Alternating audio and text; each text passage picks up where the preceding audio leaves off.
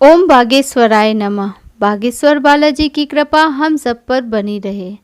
आज इस वीडियो में मैं आप लोगों को बताऊंगी कि कैसे एक कंदूक यानी गेंद से शिवलिंग स्थापित हुए और वो शिवलिंग कंदुकेश्वर शिवलिंग के नाम से विख्यात हुए।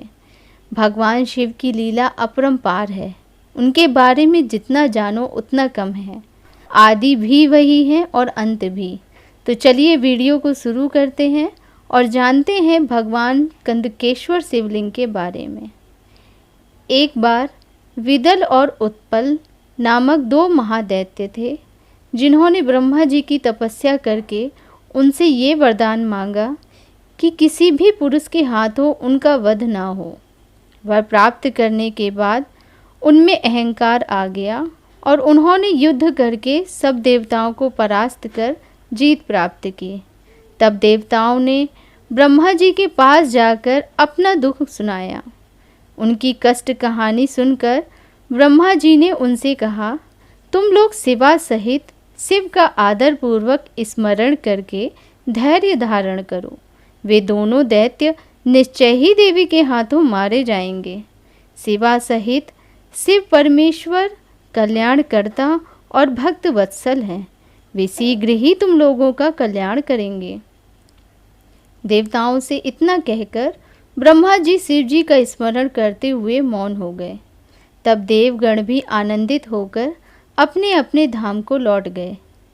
एक बार भ्रमण करते हुए नारद जी उन दोनों दैत्यों के पास गए और उनसे पार्वती जी के सौंदर्य की प्रशंसा करने लगे।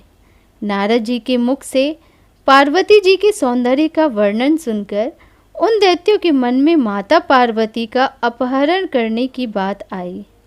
वे दैत्य सोचने लगे कि इतनी रूपवान स्त्री का अपहरण ही क्यों न कर लिया जाए।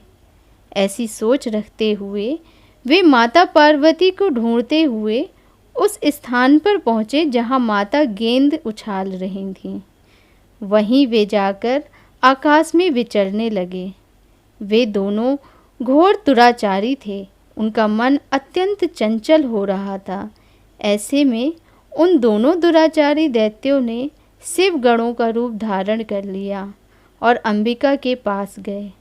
तब दुष्टों का संहार करने वाले शिव जी ने अवहेलना पूर्वक उनकी ओर देखकर उनके नेत्रों से प्रकट हुई चंचलता के कारण तुरंत उन्हें पहचान लिया।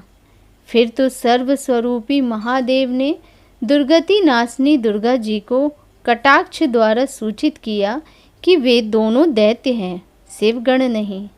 तब माता पार्वती अपने स्वामी महाकौतिकी शिव परमेश्वर शंकर के उस नेत्र संकेत को समझ गईं। तदंतर सर्वज्ञ शिव की अर्धांगिनी पार्वती जी ने उन संकेत को समझकर उसी गेंद से एक साथ ही उन दोनों पर चोट की।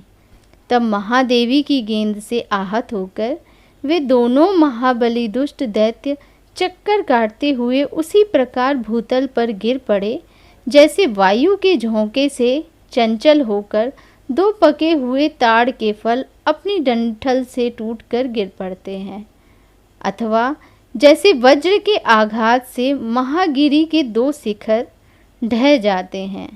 इस प्रकार अपहरण करने के लिए उद्यत उन दोनों महादैत्यों को धराशायी करके वह गेंद लिंग के रूप में परिणित हो गई। काशी में स्थित कंदुकेश्वर लिंग दुष्टों का विनाशक, भोग मोक्ष का प्रदाता और सर्वदा सत्पुरुषों की समस्त कामनाओं को पूर्ण करने वाला है। जो मनुष्य इस अनुपम आख्यान को हर्षपूर्वक सुनता, सुनाता अथवा पढ़ता है, उसे भय का दुख नहीं रहता। वह इस लोक में नाना प्रकार के संपूर्ण उत्तम से उत्तम सुखों को भोग कर अंत में देव दुर्लभ दिव्य गति को प्राप्त कर लेता है। तो ऐसे एक गेंद ने कंदुकेश्वर शिवलिंग का रूप धारण किया था।